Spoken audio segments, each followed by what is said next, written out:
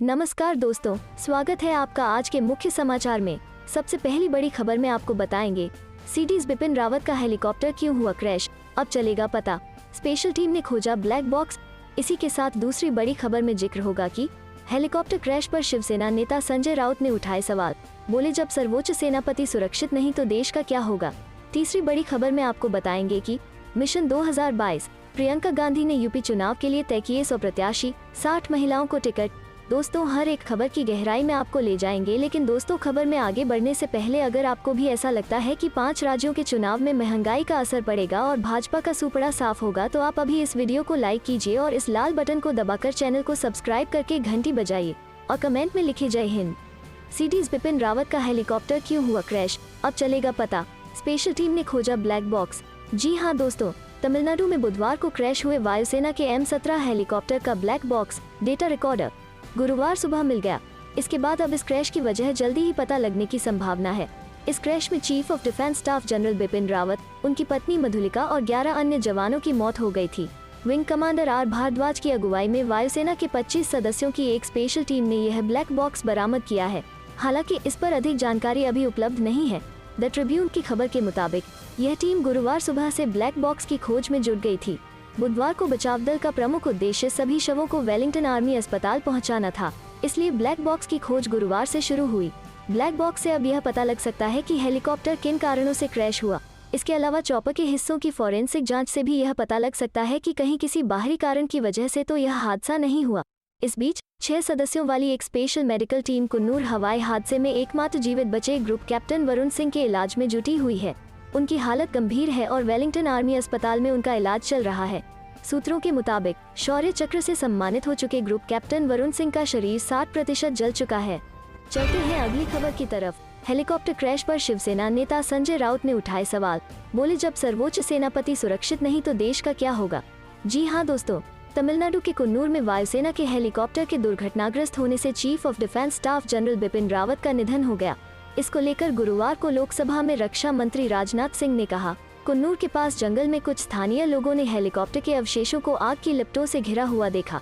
स्थानीय प्रशासन से एक बचाव दल घटनास्थल पहुंचकर बचाव अभियान कर लोगों को अस्पताल पहुंचाया। हेलीकॉप्टर में सवार कुल 14 में से 13 लोगों की मौत हो गई है। राजनाथ सिंह ने कहा कि सीडीएस जनरल बिपिन रावत का पूर्ण सैन्य सम्मान के साथ अंतिम संस्कार किया जाएगा और अन्य सभी सेना अधिकारियों का अंतिम संस्कार उचित सैन्य सम्मान के साथ किया जाएगा। इस बीच इस हादसे को लेकर शिवसेना सांसद संजय राउत ने सवाल खड़ा किया है। उन्होंने कहा है कि जब देश का सर्वोच्च सेनापति सुरक्षित नहीं तो देश का क्या होगा। उन्होंने कहा कि यह रूस में निर्मित एक अत्याधुनिक हेलीकॉप्टर था। बिपिन रावत देश की सैन्य आधुनिकीकरण जिम्मेदारियों के संदर्भ में काम कर रहे थे। वो चीन और पाकिस्तान के संदर्भ में की गई कार्रवाइयों में शामिल थे। संजय राउत ने कहा कि आखिर जब बेहद सुरक्षित वाहन में सफर करते समय बिपिन रावत का एक्सीडेंट हो गया तो लोगों के मन में शंका जरूर पैदा होगी। सरकार इस मामले की जाँच करे, लेकिन लोगों के मन में शंकाओं का समाधान करना प्रधानमंत्री और रक्षा मंत्री की जिम्मेदारी है। वहीं पटना में एलजेपी रामविलास प्रमुख चिराग पासवान ने कहा कि ये बेहद दुखद हादसा है। ये शायद इतिहास की पहली घटना होगी कि जिसमें इतने बड़े पद पर कोई व्यक्ति है और उनकी इस तरह मृत्यु हो जाए। मुझे लगता है कि इस मामले की सख्ती से जांच होनी चाहिए।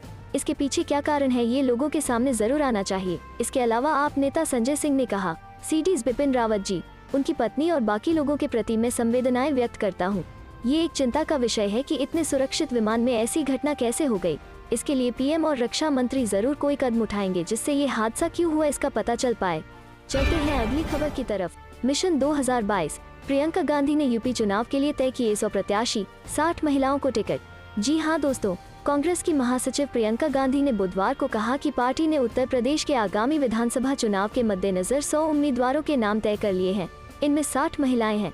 प्रियंका यहां कांग्रेस के प्रदेश कार्यालय में उत्तर प्रदेश विधानसभा चुनाव के लिए पार्टी का पहला महिला घोषणा पत्र जारी करते हुए यह जानकारी दी। उल्लेखनीय है कि प्रियंका गांधी उत्तर प्रदेश में विधानसभा चुनाव की पार्टी की प्रभारी भी हैं। प्रियंका ने कहा कि आगामी चुनाव में कांग्रेस के 40% टिकट महिलाओं को देने की घोषणा पहले ही की जा चुकी थी। इसके सकारात्मक परिणाम मिलने लगे हैं। उन्होंने कहा कि इसके फलस्वरूप कांग्रेस में अभी तक टिकट की महिला दावेदारों की संख्या पुरुषों से ज्यादा है। उन्होंने बताया कि टिकट के दावेदारों के मिले आवेदनों में से अब तक 100 सीटों पर पार्टी ने उम्मीदवार तय कर लिए हैं। इनमें 60 महिलाएं और 40 पुरुष हैं।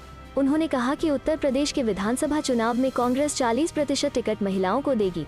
आगे इसे बढ़ाकर 50% तक ले जाने का लक्ष्य तय किया गया है।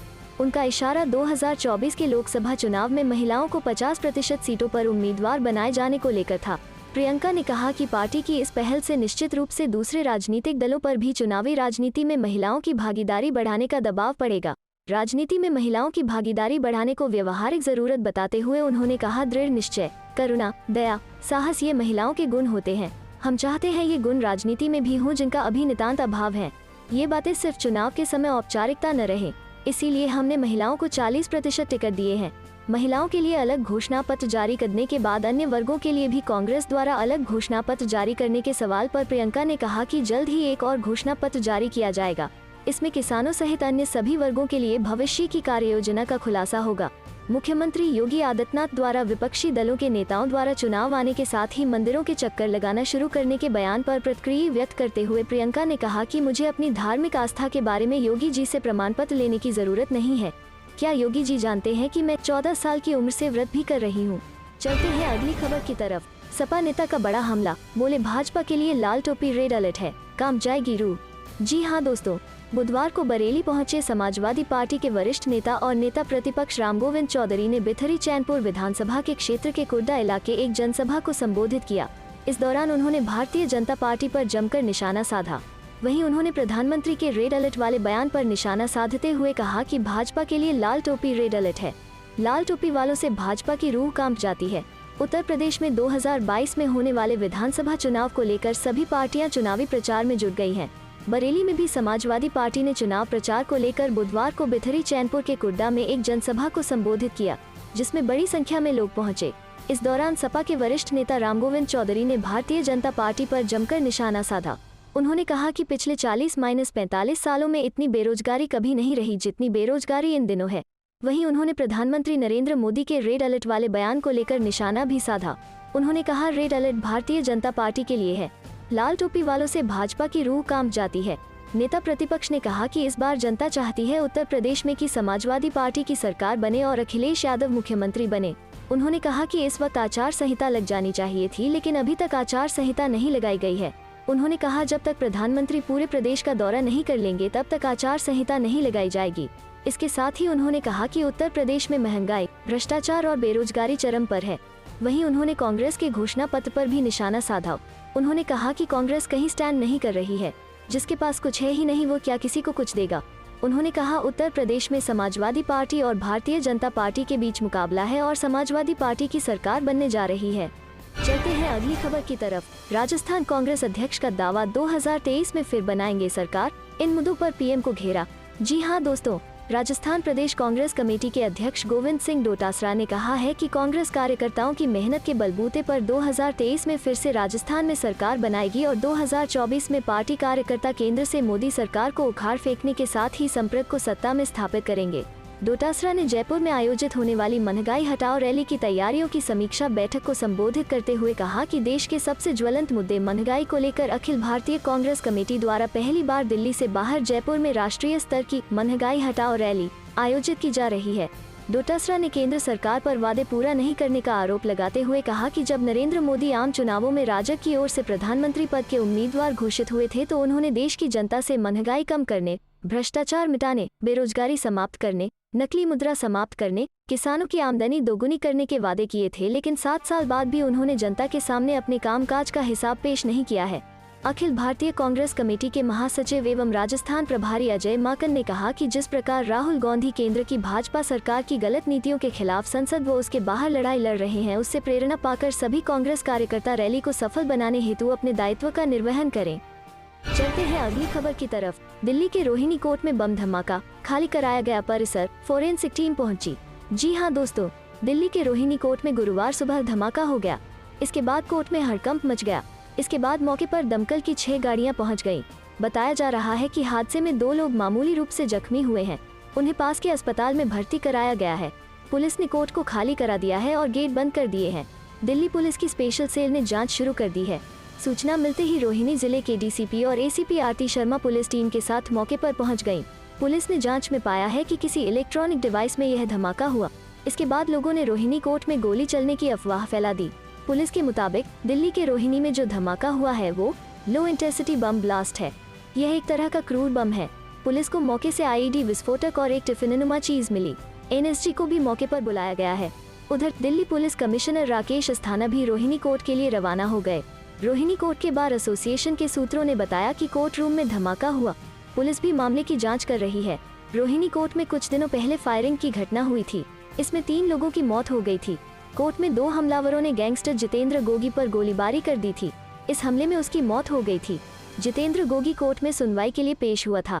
इसके बाद पुलिस ने जवाबी कार्रवाई करते हुए दोनों बदमाशों को ढेर कर दिया था। दोनों बदमाश टिल्लू ताजपुरिया गैंग से जुड़े हुए थे और खुद टिल्लू जेल से ही उन्हें निर्देश भी दे रहा था।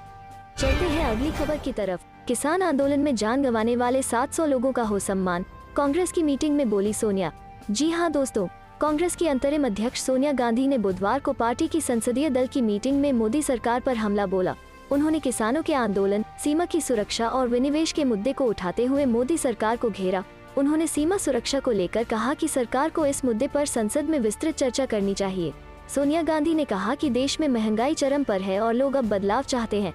एक तरफ सरकार देश की संपत्ति को बेच रही है तो वहीं दूसरी तरफ आम लोग महंगाई से त्रस्त हैं।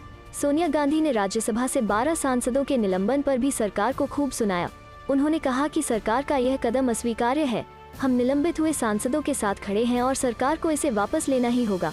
बता दें कि कांग्रेस महंगाई के मुद्दे पर 12 दिसंबर को एक बड़े प्रदर्शन की तैयारी में भी है। इस मीटिंग के दौरान सोनिया गांधी ने किसान आंदोलन को लेकर भी मोदी सरकार पर निशाना साधा। कांग्रेस लीडर ने कहा, अब उन 700 किसानों का सम्मान होना चाहिए जिन्होंने आंदोलन के दौरान जान गंवा दी। किसानों और आम लोगों के प्रति मोदी सरकार संवेदनशील है। जरूरी चीजों की कीमतों में तेजी से इजाफा होने के चलते हर परिवार का मासिक बजट बिगड़ गया है। मंगलवार को राहुल गांधी ने भी किसानों के मुद्दे पर संसद में बात की थी। उन्होंने कहा था कि सरकार का कहना है कि उसके पास आंदोलन में मरे लोगों का आंकड़ा नहीं है। मेरे पास 500 से ज्यादा लोगों के नाम हैं। इन लोगों को पंजाब सरकार ने मुआवजा दिया है और 152 लोगों को नौकरी भी दी है। राहुल गांधी ने कहा था कि मैं संसद में इस पूरी सूची को रखता हूं और सरकार इसकी मदद से किसानों को मदद कर सकती है। इस बीच आज किसान आंदोलन की समाप्ति का भी ऐलान हो सकता है। एमएसपी से लेकर अन्य तमाम मुद्दों पर सरकार ने सहमति जताई है और किसानों के तेवर भी कुछ नरम दिखे हैं। पत्नी मधुलिका का तमिलनाडु में आईएएफ हेलीकॉप्टर क्रैश में निधन।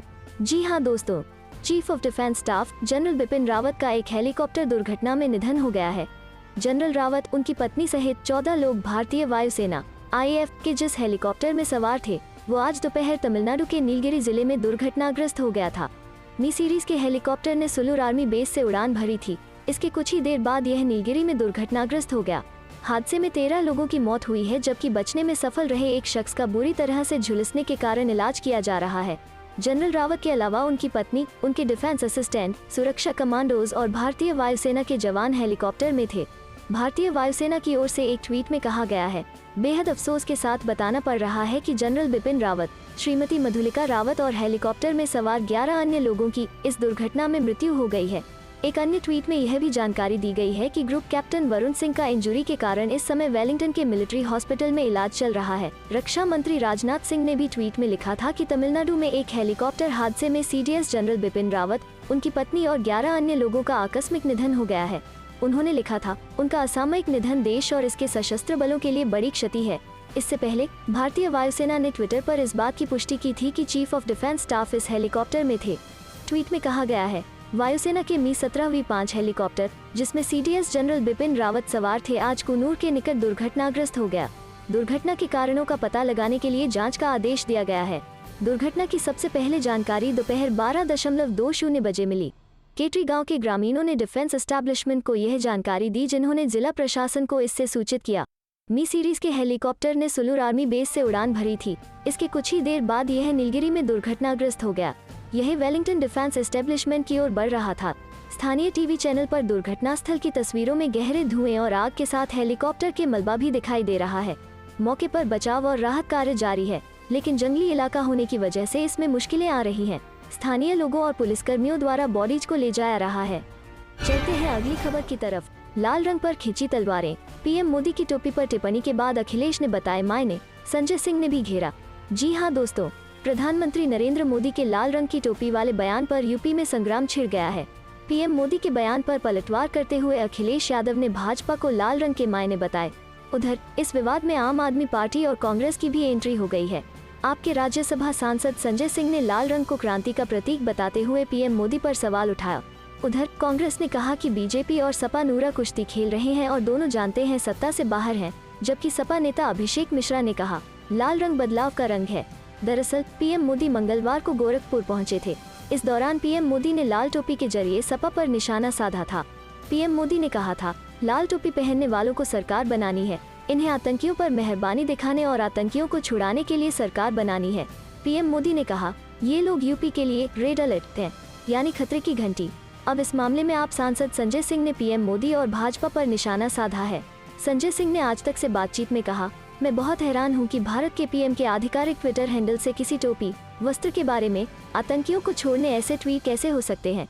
क्या पीएम मोदी अपने विचारों के स्तर को इस हद तक ले जाना चाहते हैं? यूपी में बेरोजगारी, महिलाओं की सुरक्षा, किसान, टीईटी पेपर लीक जैसे तमाम मुद्दे हैं। इन पर बात होनी चाहिए। इन पर सरकार कुछ नहीं बोल रही। लाल रंग क्रांति का प्रतीक है। मुझे इस बात की चिंता है कि कहीं लाल किले का नाम बदलकर काला किला न कर दिया जाए। पीएम क्या 15 अगस्त को काले किले से भाषण देंगे? ये काली टोपी पहनने वाले लोग हैं, ये काला कानून लाते हैं, इनका काला दिमाग है। चलते हैं अगली खबर की तरफ। सरकार के खिलाफ फ्रंट फुट पर बैटिंग कर रहे राहुल गांधी। ट्वीट कर कहा, मेरे 2 सवाल वे खा गए। क्या मजाक है? जी हाँ दोस्तों, कांग्रेस नेता राहुल गांधी ने नरेंद्र मोदी के नेतृत्व वाली केंद्र सरकार के खिलाफ लगातार हमलावर रुख अपना रखा है। चीन के साथ सीमा विवाद हो, कोरोना के खिलाफ जंग में कथित विफलता या फिर किसान आंदोलन से जुड़ा मामला, राहुल लगातार सरकार के खिलाफ फ्रंट फुट पर आकर खेल रहे हैं। संसद के शीतकालीन सत्र के अंतर्गत मंगलवार को उन्होंने सरकार से मांग की थी कि आंदोलन के दौरान शहीद हुए किसानों को मुआवजा और परिवार के सदस्यों को नौकरी मिली चाहिए।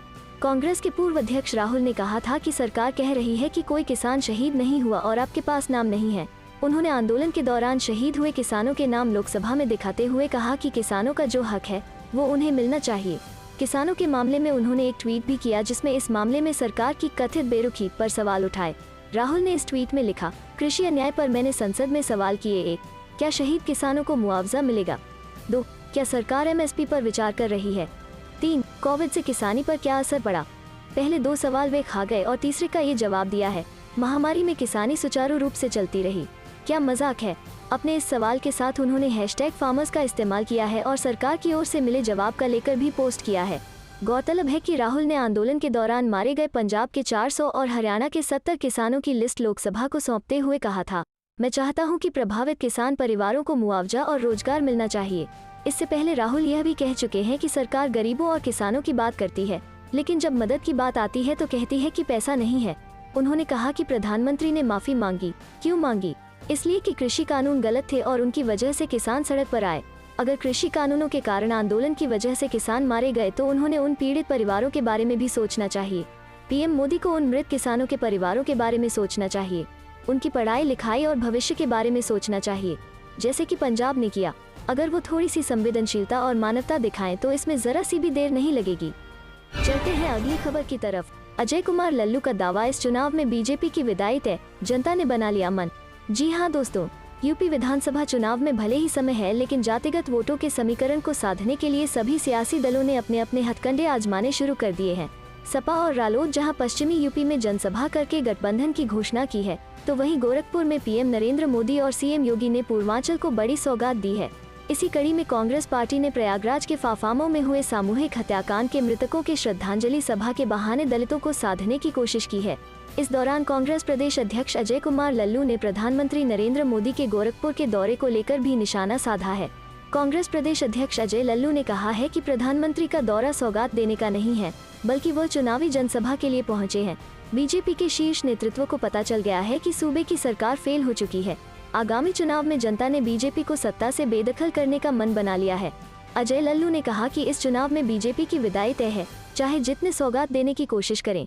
श्रद्धांजलि सभा में शामिल लोगों से अजय कुमार लल्लू ने आगामी चुनाव में मौजूदा सरकार को उखाड़ फेंकने का आह्वान किया है।